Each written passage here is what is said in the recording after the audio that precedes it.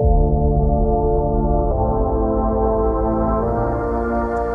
you ever wanted to know how the Methodist Church came about? No? Well, strap yourself in because I'm going to tell you anyway.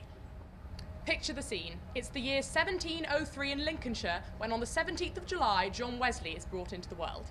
Him and his 19 siblings. He had 19 siblings.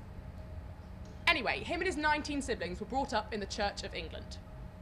Now, when he was 5, and this is an important bit, he nearly died in a house fire.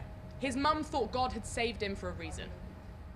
Now let's skip over his awkward teenage years. John is now 22 years old and living in Oxford after university, where with his younger brother Charles, he set up a club called the Holy Club, who met to study the Bible and pray together. And for some reason they called themselves Methodists. Now my boy John is 32 years old and he sailed over to Georgia in the sweet, sweet US of A to preach to the settlers. And there was a massive storm on the way there and everyone was crapping themselves except a group of Moravians.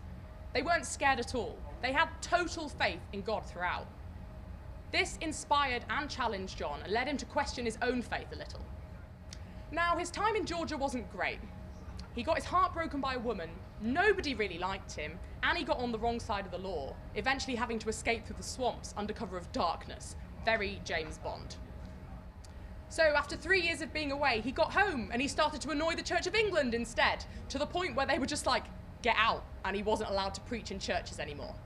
He's now 35 years old and at church in Aldersgate, where he felt his heart strangely warmed, and it was at this very moment he felt his sins had been forgiven and his faith was renewed.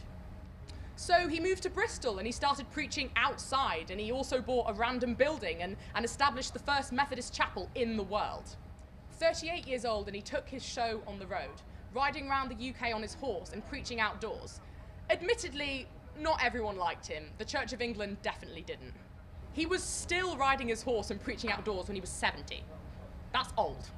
When he was 81 years old, the Methodist Church finally broke away from the Church of England. Yay! And then when he was 88, he peacefully popped his clogs. During his lifetime, he rode over 100,000 miles and delivered over 42,000 sermons. That's a lot of sermons. In a nutshell, John Wesley is why we're here as Methodists today. He was an evangelist and a social activist, and he stood up for what he believed in, and he made a difference. Great job, John.